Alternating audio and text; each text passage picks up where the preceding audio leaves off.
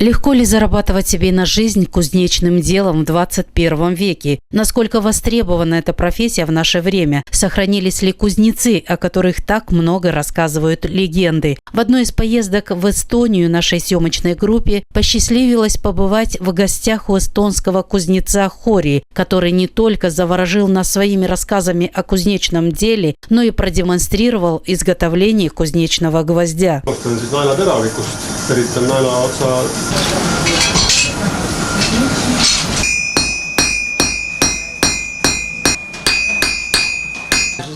Покажите. Молодой эстонский кузнец начал свое дело 12 лет тому назад на территории старой, разваленной и брошенной ветровой мельницы. Первоначальный капитал занял в долг у родственников и друзей. В первую очередь Хори отреставрировал старую мельницу, которой было уже более 200 лет. Было очень трудно. Они просто поняли, что они должны начинать теперь с этим ремеслом кузнеческим. И просто изначально они даже, у них самих были какие-то фонды от фамилии или от родственников, друзей в долг, взаим взяли. И эту комнату здесь сначала реставрировали и просто начинали уже работать.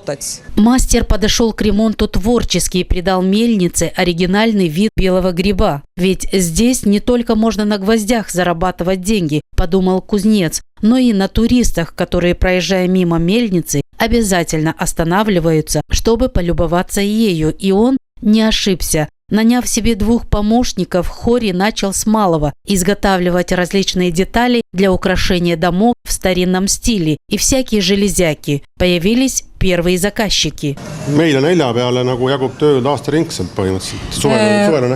Значит, по этому вопросу, да, что эти работы здесь, они очень популярны, но зато тоже они довольно дорогие, так что не все, наверное, не все, которые хотели бы это по карманам. За 12 лет в кузнечном деле работы Хори стали популярными не только в Эстонии, но и за рубежом. К нему стали поступать заказы из-за границы. Об этом мастер с гордостью рассказывает всем, кто интересуется его делом. Рядом с мастерской кузнеца имеется небольшая комната, где выставлены его работы, которые можно на месте и приобрести. Таким образом, у туристов есть возможность не только полюбоваться тем, как кузнецы куют железо, но и приобрести себе понравившуюся деталь, а мастеру дать заработать. И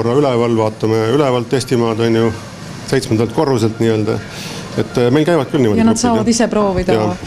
Здесь, да, они, кстати, довольно популярная туристическая destination.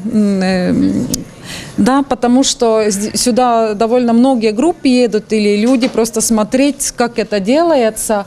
И они сами тоже могут попробовать эту кузнечную ремесло, работу. Так что довольно многие сюда едут. Кузнечное дело – одно из древнейших профессиональных направлений человека. В XVIII веке свободных кузнецов было больше в окрестностях Таллина. В середине прошлого века возникла в Эстонии особая группа волосных кузнецов, с которыми волости заключали договора. Сегодня мастерская кузнеца Хори работает круглый год. Заказов на изготовление различных деталей и железа имеется на год вперед. Он свободный кузнец, настоящий мастер своего дела.